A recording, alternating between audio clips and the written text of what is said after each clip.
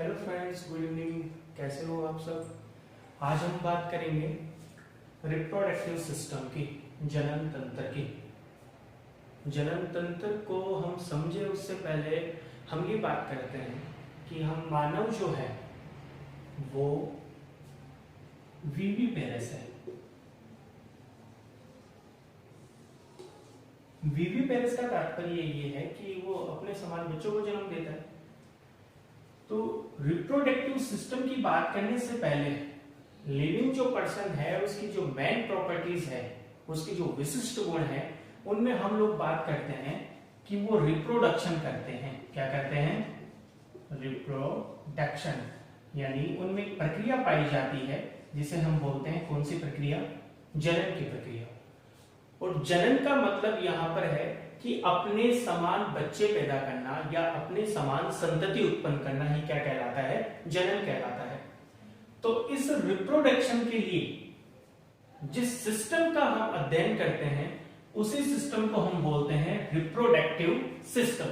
तो reproductive system से पहले हम लोग बात करेंगे कि रिप्रोडक्शन किस किस टाइप के होते हैं। तो बेसिकली रिप्रोडक्शन दो प्रकार के होते हैं, और जो मानव है, मानव में जो रिप्रोडक्शन होता है वो होता है सेक्सुअल रिप्रोडक्शन, अर्थात कौन सा जनन? लैंगिक जनन होता है। कौन सा जनन होगा? लैंगिक जनन। तो पहले सेक्सुअल रिप्रोडक्शन क्या है? तो सेक्सुअल रिप्रोडक्शन में अपन बोलेंगे कि दो विपरीत लिंग वाले जीवों का होना आवश्यक है। कितने? दो विपरीत लिंग वाले जीवों का होना आवश्यक है, जिसमें हम बात करते हैं मेल और फीमेल की बात करते हैं, नर और मादा की बात करते हैं।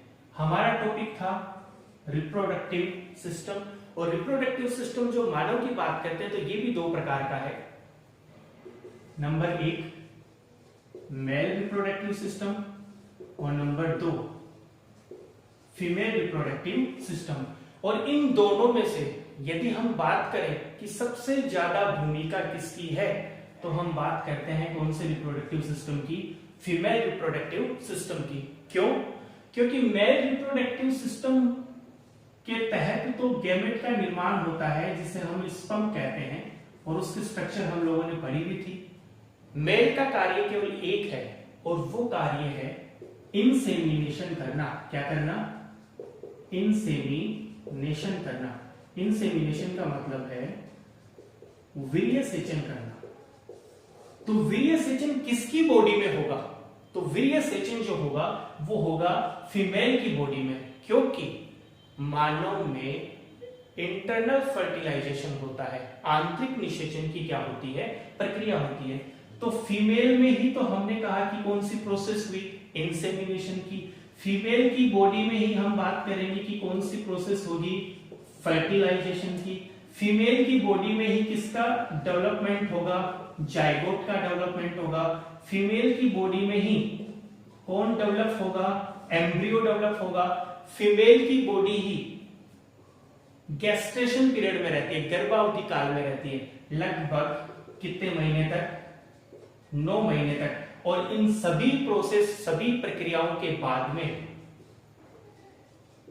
पार्टुलेशन होता है, यानी प्रसव की प्रक्रिया होती है। तो हम कह सकते हैं कि मेल के कंपैरिजन में फीमेल की जो भूमिका है रिप्रोडक्शन प्रोसेस में वो क्या होती है? ज्यादा होती है। तो आज हम लोग जो बात करेंगे वो है रिप्रोडक्टिव सिस्टम, और वो बात करेंगे हम कौन से रिप्रोडक्टिव सिस्टम की? फीमेल रिप्रोडक्टिव सिस्टम की। तो सबसे पहले मैं आपको बता दूं कि जब हम रिप्रोडक्टिव सिस्टम के बारे में बात करते हैं तो रिप्रोडक्टिव सिस्टम एक बहुत लंबी प्रक्रिया है। उस प्रक्रिया के तहत सबसे पहले जो घटना होती है वो होती है गैमेटोजेनेसिस। क्या होती है? गैमेटोजेनेसिस। गैमेटोजेनेसिस का क्या तात्पर्य है? जनन की क्रिया के लिए फर्टिलाइजेशन होना आवश्यक है। फर्टिलाइजेशन के लिए गैमेट या युग्मकों का होना आवश्यक है। अर्थात ये वो प्रक्रिया है जिसमें मेल के द्वारा तो, यानी नर के द्वारा तो किसका निर्माण होता है? स्पर्म गैमेट का निर्माण होता है, और फीमेल के द्वारा यानी मादा के द्वारा किसका फॉर्मेशन होगा? ओव्यूम का फॉर्मेशन होगा।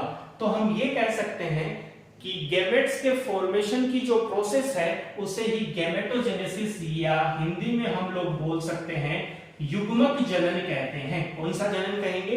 युग्मक जनन। इनके बारे में भी हम पढ़ेंगे नेक्स्ट वीडियो में कि गैमेटोजेनेसिस भी दो प्रकार का होता है। कितने प्रकार का होता है? दो प्रकार का। एक तो होता है स्पर्मेटोजेनेसिस। कौन सा जेनेसिस है? स्पर्मेटोजेनेसिस। और दूसरा है oogenesis। तो oogenesis क्या है? oogenesis लिंक रखता है फीमेल से, अर्थात किसका फॉर्मेशन होगा? ओव्यूम का। स्पर्मेटोजेनेसिस है वो लिंक रखता है किससे? मेल से, अर्थात किसका फॉर्मेशन होगा? स्पर्म का। तो सबसे पहले जो प्रोसेस होती है रिप्रोडक्शन में वो होगी कौन सी? गैमेटोजेनेसिस। गैमेटोजेनेसिस के बाद में दूसरी जो प्रोसेस है वो है फर्टिलाइजेशन। कौन सी प्रोसेस है? फर्टिलाइजेशन यानी निषेचन। बोले निषेचन क्या है? तो निषेचन में हम बोलेंगे कि स्पर्म का और ओव्यूम का फ्यूजन होता है। किसका फ्यूजन होता है? यहाँ एस का सिंबल, जो एस सिंबल बताया वो मैंने किसका बताया है? स्पर्म का बताया है। और जो ओ बताया है वो किसका बताया है? ओव्यूम का बताया है कि इन दोनों का क्या हो जाएगा? फ्यूजन हो जाएंगे। ये दोनों आपस में क्या हो जाएंगे? मिल जाएंगे। मिलने के बाद जो प्रोसेस होती है वो क्या कहलाती है? फर्टिलाइजेशन। दो प्रोसेस हुई। तीसरी जो प्रोसेस है उस तीसरी प्रोसेस में जाइगोट डेवलप होगा। क्या डेवलप होगा? जाइगोट अपना क्या करेगा? विकास करेगा। विकास करने के बाद यानी युग्मनज, जो मैंने लास्ट वीडियो में बताया था कि हमारी बॉडी की पहली जो कोशिका है वो, तो जाइगोट जब डेवलप्ड होगा तो वो क्या करेगा कि ब्लास्टोसिस्ट अवस्था में आएगा। कौन सी? ब्लास्टोसिस्ट यानी हम बोलेंगे कोरक पुट्टी प्रावस्था। कौन सी प्रावस्था?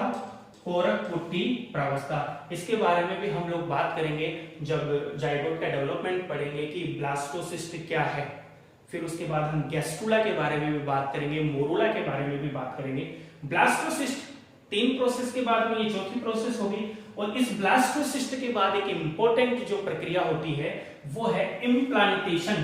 क्या है? इम्प्लांटेशन, जिसको हम लोग बोलते हैं आरोपण। क्या बोलेंगे? आरोपण। इम्प्लांटेशन की प्रोसेस होने के बाद प्लेसेंटा का फॉर्मेशन होता है, अपरा का निर्माण होता है। अपरा के बारे में आप लोगों ने सुना है कि अपरा वो है जो एम्ब्रियो को या फिटस को न्यूट्रिशन प्रदान करता है। मुख्यतः क्या प्रदान करता है? न्यूट्रिशन प्रदान करता है। और यदि थोड़ा सा डीपली जाए कि प्लेसेंटा का और क्या काम है, तो प्लेसेंटा का काम न्यूट्रिशन के अलावा रेस्पिरेशन का भी है, उत्सर्जित अपशिष्ट पदार्थों को शरीर से बाहर निकालने का भी है। प्लेसेंटा एक एंडोक्राइन ग्लैंड का काम भी करती है, अंतःस्रावी ग्रंथि का भी क्या करती है? काम करती है। और जब ये सारी प्रोसेस हो जाती है, जो फिटस है, फिटस से एम्ब्रियो बनता है, वो गर्भावधि काल पूरी कर चुका होता है, उसके बाद बारी आती है पार्ट्यूलेशन की या प्रसव की बारी आती है। किसकी बारी आती है? प्रसव की बारी आती है। तो हम कहेंगे कि ये जो सारी घटना है जितनी भी कंप्लीट बताई है, सबसे पहले कौन सी? गैमेटोजेनेसिस, युग्मकों का निर्माण। गैमेटोजेनेसिस के बाद में हम लोगों ने बताया कौन सा? फर्टिलाइजेशन यानी फ्यूजन होना, निषेचन की क्रिया होना। निषेचन के बाद में जो स्ट्रक्चर बनती है वो सबसे पहले कौन सी है? जाइगोट। जाइगोट के बाद में हम लोग बात करेंगे किसके बारे में? ब्लास्टोसिस्ट के बारे में। ब्लास्टोसिस्ट के बाद में सबसे मेन प्रोसेस बताई थी आप लोगों को कौन सी? इम्प्लांटेशन, जिसमें आरोपण होता है, बताऊंगा कैसे होगा।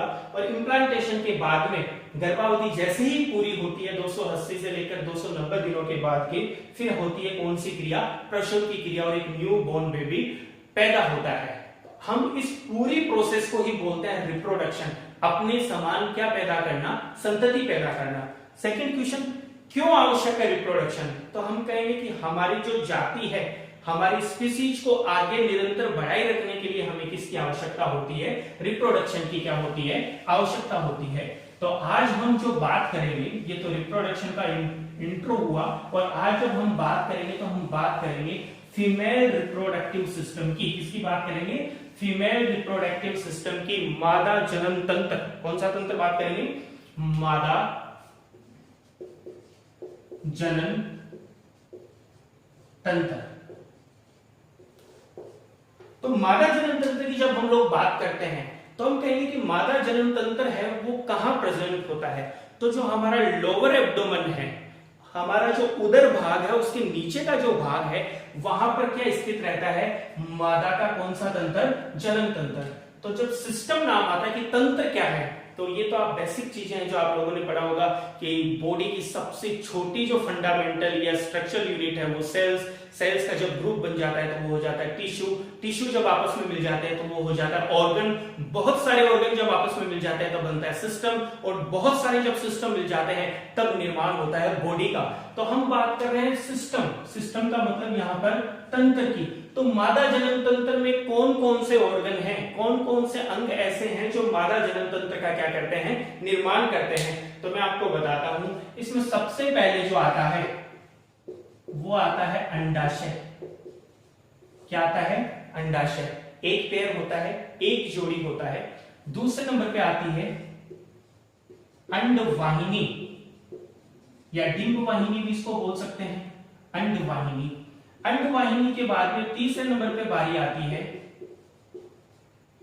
गर्भाशय की, यूट्रस की, और चौथे नंबर पे बात आती है वेजाइना या योनि की। किसकी बात आती है? वेजाइना या योनि की। ये चार मुख्य पार्ट हैं। इसके अलावा एक्सटर्नल जेनेटेरिया, बाह्य जननेंद्रिया या बाह्य जनन अंग, जिसमें labia majora, labia minora, clitoris, mons pubis के बारे में हम बात करेंगे, और साथ में ही मेमरी ग्लैंड, यानी कौन सी ग्रंथि? स्तन ग्रंथि।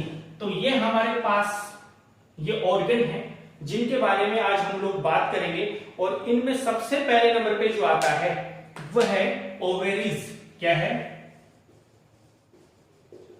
ओवेरीज, अंडाशय। कितनी जोड़ी पाए जाते हैं? एक जोड़ी पाए जाते हैं।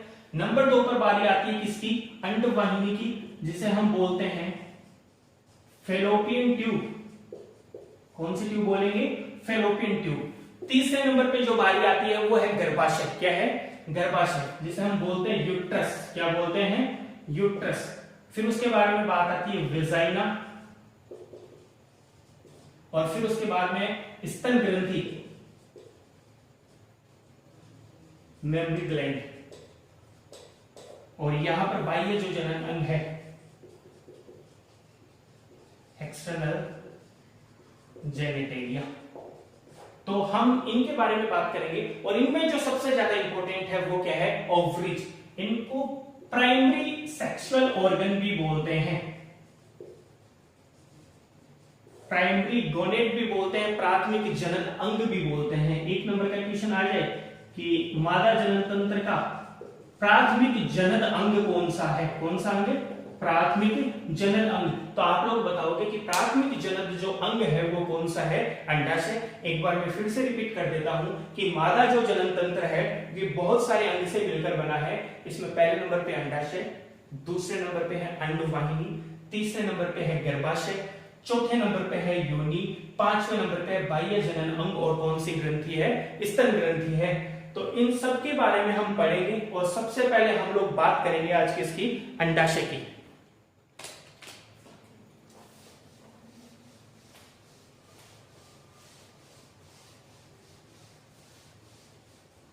एक रफ कॉपी लेके बैठ जाया करो साथ में एक बार, और ये जो बेसिक बेसिक चीजें हैं इनको रफली नोट कर लिया करो, और फिर इनको फेयर कर लेना।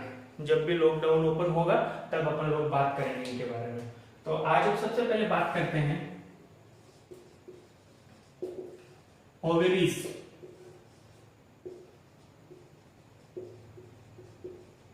अंडाशय। एक बेसिक सा मैं एक बार डायग्राम बना देता हूं, फिर अच्छे से ड्रॉ बाद में करूंगा। तो बेसिक डायग्राम में यदि हम इनको ओवेरी के बारे में पता लगाना हो तो कि ओवेरी कहाँ है, तो ये तो बना दिया मैंने आप लोगों की फेलोपियन ट्यूब। फेलोपियन ट्यूब के बाद में यहां आप लोगों का बना दिया क्या? ओवरी, जो एक मेसोवेरियम फिलामेंट के द्वारा जुड़ी रहती है। यहां पर ये वेजाइना, वेजाइना के बाद में ये ऊपर सर्विक्स वाला पार्ट आ जाता है, और उससे ऊपर जब चलेंगे अपन तो ये वाला जो पार्ट आ जाता है इसको अपन बोलते हैं यूटेराइन कैविटी, गर्भाशय गुहा। कौन सी गुहा? गर्भाशय गुहा। ये यहां से लेकर और यहां तक पार्ट जो है वो फेलोपियन ट्यूब का है, जो लगभग कितने सेंटीमीटर है, 10 से 12 सेंटीमीटर। लेकिन हम आज बात करते हैं पहले नंबर पे किसकी, ओवरी की। तो इसको थोड़ा सा जूम कर लेते हैं अपन कि क्या क्या है ओवरी में। तो ये बना दी हम लोगों ने क्या, ओवरी। बादाम के आकार की होती है, किसके आकार की होती है, जो आलमंड होता है उसके आकार की होती है। इसका जो बाहरी आवरण है वो कहलाता है आंतरंग पेरिटोनियम। क्या कहलाता है, आंतरंग पेरिटोनियम। ये एनसीईआरटी में मेंशन नहीं कर रखा, आरबीएसई बोर्ड में दे रखा है। अंदर की साइड में कनेक्टिव टिश्यू संयोजी ऊतक से बनी स्ट्रक्चर पाई जाती है। कौन से ऊतक से बनी स्ट्रक्चर पाई जाती है, संयोजी ऊतक से बनी स्ट्रक्चर पाई जाती है, जिसे हम लोग बोलते हैं ट्यूनिका एल्ब्यूजिनिया। क्या बोलते हैं, ट्यूनिका एल्ब्यूजिनिया। ट्यूनिका एल्ब्यूजिनिया हो गया। फिर ओवरी को अपन दो पार्ट्स में डिवाइड करते हैं। ये जो अंदर वाला जो भाग है इसको कितने पार्ट्स में डिवाइड करते हैं, दो पार्ट्स में। ये जो बीच वाला भाग है इसको तो बोलते हैं मेडुला। क्या बोलते हैं, मेडुला, यानी मध्यांश भाग। कौन सा भाग, मध्यांश भाग। और ये जो बाहर की साइड में जो दे रखा है ये वाला पार्ट, इस वाले पार्ट को हम बोलते हैं कॉर्टेक्स। क्या बोलते हैं, कॉर्टेक्स, यानी वल्कुट। तो देखो अंडाशय की जब बात करते हैं तो हम कहेंगे कि मादा में एक जोड़ी ओवरी पाई जाती है या एक जोड़ी अंडाशय पाया जाता है। एक जोड़ी का मतलब टोटल कितनी, दो।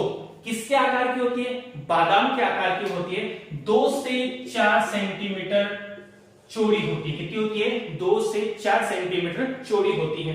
ये किसके द्वारा जुड़ी हुई है, ये जुड़ी हुई एक लिगामेंट के द्वारा, एक स्नायु के द्वारा, जिसका नाम है मीजोवेरियम। क्या नाम है, मीजोवेरियम। याद रहे तो बहुत अच्छा है, नहीं कोई नहीं, लेकिन इतना तो याद रखना कि ये स्नायु के द्वारा जुड़ी रहती है। किसके द्वारा जुड़ी रहती है, स्नायु या लिगामेंट के द्वारा जुड़ी रहती है।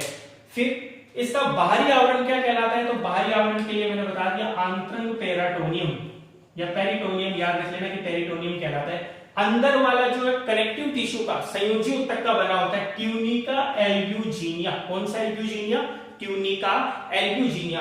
और इसी ट्यूनिका एल्ब्यूजिनिया में जननिक उपकला का स्तर पाया जाता है, जर्मिनल एपिथेलियम। क्या बोलेंगे अपन इसको, जर्मिनल एपिथेलियम, जननिक उपकला का क्या पाया जाता है, स्तर। जब हम oogenesis पढ़ेंगे, अंड जनन पढ़ेंगे, तब ये काफी इंपॉर्टेंट रोल अदा करेगा। क्यों, क्योंकि इसी के अंदर एक कोशिका पाई जाती है जिसको हम बोलते हैं ऊगोनिया। कौन सी सेल्स बोलते हैं, ऊगोनिया। हिंदी में बोलेंगे इसको अंड जननी कोशिका। कौन सी कोशिका बोलेंगे, अंड जननी कोशिका। और इसी अंड जननी कोशिका से ओव्यूम का निर्माण होता है या एग का निर्माण होता है या अंडे का निर्माण होता है। और उस पूरी प्रोसेस को हम बोलते हैं अंड जनन, oogenesis। तो ये बात की बात है। अभी केवल आप लोगों को इतना याद रखना है कि बादाम क्या आकृति की होती है, मेसोवेरियम लिगामेंट से जुड़ी रहती है। बाहरी आवरण आंतरंग पेरिटोनियम कहलाता है। अंदर का आवरण जो है वो ट्यूनिका एल्ब्यूजिनिया कहलाता है, जहां पर एक स्तर पाया जाता है, किसका, जननिक उपकला का स्तर पाया जाता है। आंतरिक पार्ट को दो पार्ट्स में डिवाइड करते हैं। कितने पार्ट्स में डिवाइड करते हैं, दो पार्ट्स में डिवाइड करते हैं। अंदर वाला जो पार्ट है वो मेडुला कहलाता है और बाहर वाला जो पार्ट है वो क्या कहलाता है, कॉर्टेक्स कहलाता है। Ovary complete. लेकिन फंक्शन तो बताया नहीं अभी कि ओवरी का फंक्शन क्या है। तो ओवरी का जो सबसे मेन फंक्शन है वो है फीमेल गेमेट का निर्माण करना। किसका निर्माण करना, फीमेल गेमेट का निर्माण करना, यानी मादा युग्मक का निर्माण करना। और यह आप सब लोगों को पता है कि मादा युग्मक जो है उसे हम क्या बोलते हैं, ओव्यूम। क्या बोलते हैं, ओव्यूम। लास्ट जो स्पर्म वाला वीडियो आप लोगों ने पढ़ा था उसमें मैंने ओव्यूम की बात भी की थी। मैंने ये भी बोला था कि ओव्यूम के चारों ओर 2 लेयर पाई जाती है जो ओव्यूम की सुरक्षा करती है। और उनका नाम क्या बताया था आप लोगों को, कोरोना रेडिएटा। और दूसरा नाम बताया था आपको जोना पेलुसिडा। Zona pellucida.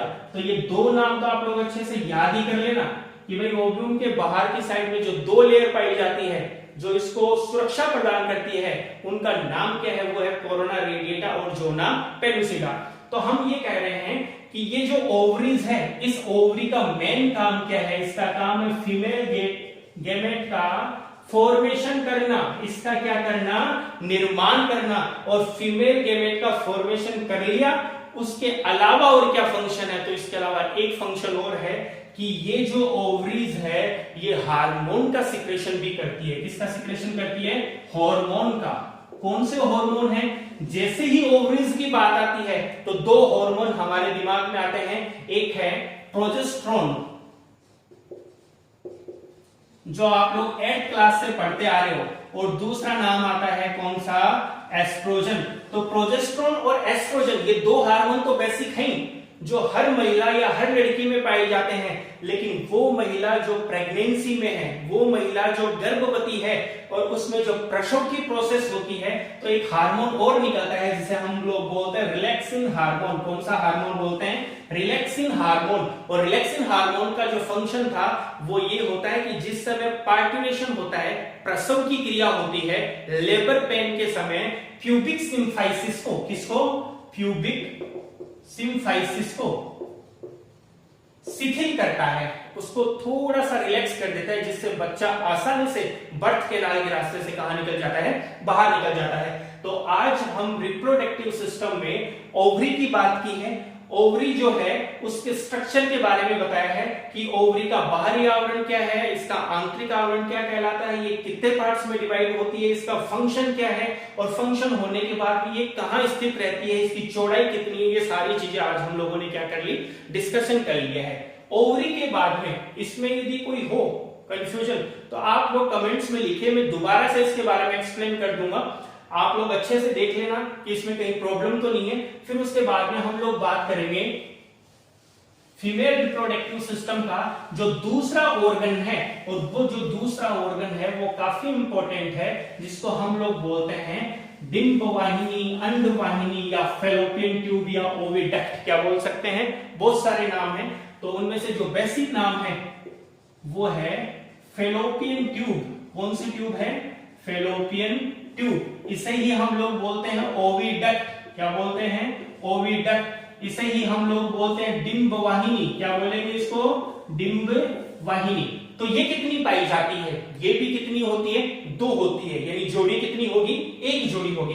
तो पहला क्वेश्चन सबसे ज्यादा इंपॉर्टेंट कि साइज कितनी होती है, एनसीईआरटी ने तो मेंशन कर रखा है कि फैलोपियन ट्यूब जो है उसकी साइज होती है 10 से 12 सेंटीमीटर। कितने सेंटीमीटर होती है, 10 से 12 सेंटीमीटर, जिसका एक सिरा तो ओवरीज के समीप में रहता है और दूसरा सिरा यूट्रस से जुड़ा रहता है। किससे जुड़ा रहता है, यूट्रस से जुड़ा रहता है। एक बार वापस से मैं नॉर्मल सा डायग्राम ड्रॉ करता हूं और मैं आप लोगों को बताता हूं कि कहां पर है फैलोपियन ट्यूब। तो ये फैलोपियन ट्यूब बना दी, ये गुंबद का सा आकार जो मंदिर में रहता है ऊपर उसका बना दिया शेप, जो यूट्रस की शेप है।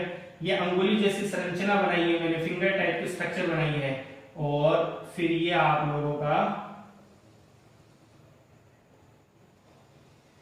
ये इस टाइप की स्ट्रक्चर है।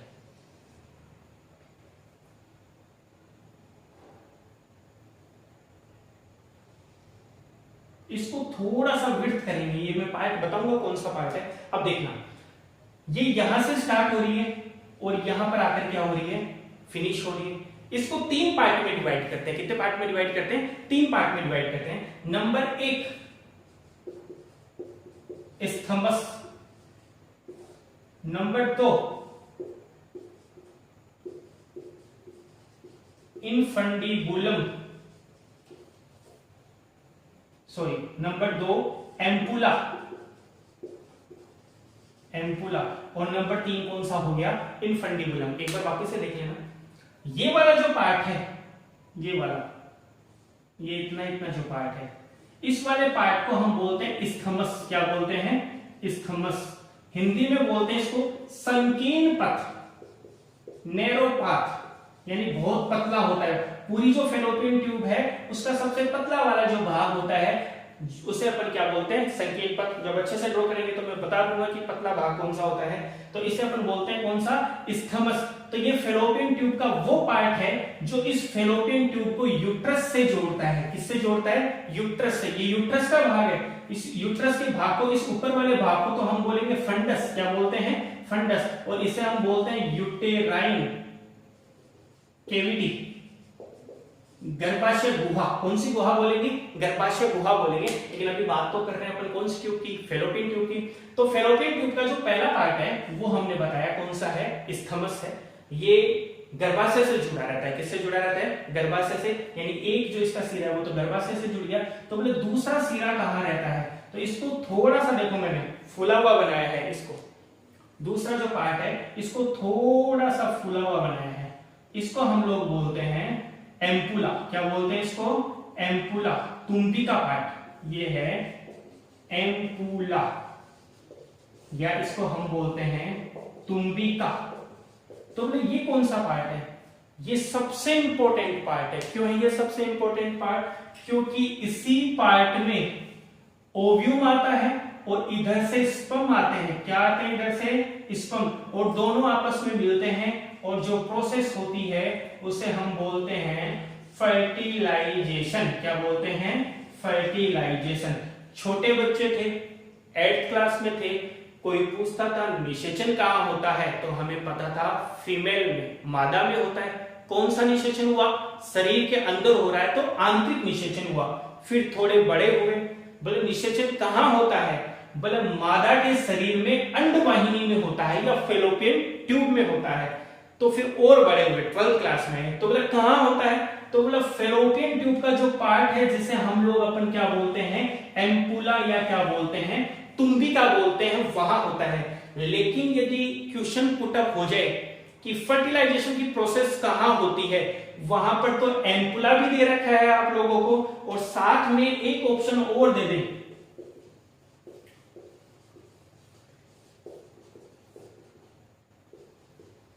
एम्पुलरी इस्थमस जंक्शन, मतलब तुम्बिका संकीर्ण पथ संधि स्थल। तुम्बिका का मतलब एम्पुलरी, इस्थमस का मतलब संकीर्ण पथ, और जंक्शन का मतलब संधि स्थल, कि जहां पर इस्थमस और एम्पुला दोनों आपस में जुड़े हुए हो वहां मेन होता है। तो देखो यहां पर जुड़े हुए कौन से पार्ट में है? इस वाले पार्ट में, इस वाले पार्ट में। तो हम लोग बोल सकते हैं कि फर्टिलाइजेशन की एग्जैक्ट प्रोसेस जो है वो यहां होती है। और इस पार्ट का नाम आप लोगों को मैंने बता दिया, कौन सा बता दिया? Ampullary isthmus junction. और यदि बेसिक पूछे, नॉर्मली कोई पूछे, तो आप लोगों का आंसर कौन सा होगा? एम्पुला। की फर्टिलाइजेशन की प्रोसेस कहां कंप्लीट होती है? एम्पुला में कंप्लीट होती है। तो दो पार्टों की बात कर ली हम लोगों ने, इस्थमस की बात कर ली, एम्पुला की बात कर ली। अब बात करते हैं तीसरा पार्ट जिसे हम बोलते हैं इनफंडीबुलम। क्या बोलते हैं? इनफंडीबुलम। और इसको हिंदी में बोलते हैं कीपक। क्या बोलते हैं? कीपक। कीपक जो शब्द है वो कीप से निकला है। किससे निकला है? फनल। फनल देखिए, कीमा देखा होगा, ऊपर से चौड़ा होता है, पीछे से क्या होता है? सकरा, जो तेल डालते हैं, ऑयल डालते हैं, वो वाला। तो इधर देखो, यहां पर ये थोड़ा चौड़ा है और पीछे की साइड में ये क्या है? सकरा दे रखा है। तो इस वाले पार्ट को हम बोलते हैं क्या? इनफंडीबुलम, या क्या बोलते हैं इसको? कीपक। तो इस कीपक की जब अपन बात करते हैं तो इसमें फिंगर टाइप, अंगुली के जैसे स्ट्रक्चर बाहर निकली रहती है, जिन्हें हम बोलते हैं फिम्ब्री। क्या बोलते हैं? फिम्ब्रीज, या झल्लरी, झालर जिसको बोलते हैं, या जो झल्लरी जो होती है उसको हम बोलते हैं फिम्ब्रीज। तो इनका फंक्शन क्या है? फंक्शन सुनना, यहां पे एक छोटा सा होल पाया जाता है, छोटा सा एकदम बेसिक, बहुत छोटा होल पाया जाता है, जिसे हम बोलते हैं ऑस्टियम। क्या बोलेंगे उसको? ये लो भाई, यहां लिख देता हूं, उसको हम बोलते हैं ऑस्टियम। जब आप लोग 11th में पढ़ रहे थे तो पढ़ा होगा कि अरस्तु ने ऐसे जीव जिनमें छिद्र पाए जाते हैं उन्हें ऑस्टिया नाम दिया था। क्या नाम दिया था? ऑस्टिया। वहीं से ये नाम निकला है ऑस्टियम।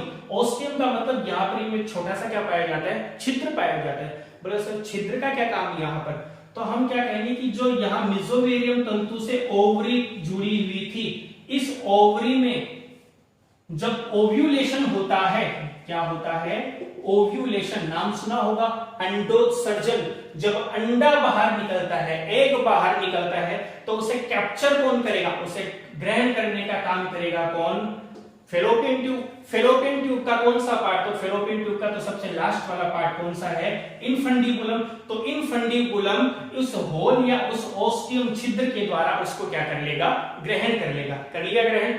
फेलोपियन ट्यूब भी क्या हो गई? कंप्लीट हो गई। अब एक छोटा सा क्वेश्चन छोड़ के जाता हूं, छोड़ के आंसर ही बता के जाऊंगा। सुनो कि हमेशा पढ़ा है कि जो स्पर्म होते हैं वो गति करते हैं। क्या करते हैं? गति करते हैं, यानी वो मोइटिक प्रकार के होते हैं, चल होते हैं, वो चलते हैं, वो गति करते हैं। लेकिन जो ओव्यूम है वो क्या नहीं करता?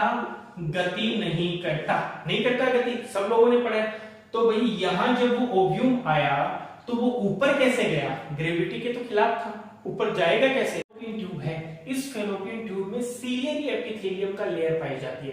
पक्षमाभीय उपकला का एक स्तर पाया जाता है, और ये पक्षमाभीय उपकला जो है वो कॉन्ट्रैक्टिव होती है, संकुचनशील होती है, और वो इस ओव्यूम को धकेलते धकेलते धकेलते कहां तक पहुंचा देगी? एम्पुला वाले पार्ट तक पहुंचा देगी। और आप लोगों को पता है कि एम्पुला में ही होता है फर्टिलाइजेशन। ओव्यूम के साथ मिलता है स्पर्म, दोनों जब आपस में मिले तो निषेचन हुआ, निषेचन होने के बाद में बन जाता है जाइगोट, जिसके बारे में हम बात करेंगे अगले वीडियो में। कौन से वीडियो में? अगले वीडियो में। आप लोग ये अच्छे से देखें, इसमें कहीं पे भी कोई प्रॉब्लम दिखती है आप कमेंट बॉक्स में जरूर लिखें, उसका सॉल्यूशन होगा। आगे वाले वीडियो का वेट कीजिए, जल्दी ही वीडियो अपलोड होगा। Thank you so much, God bless you.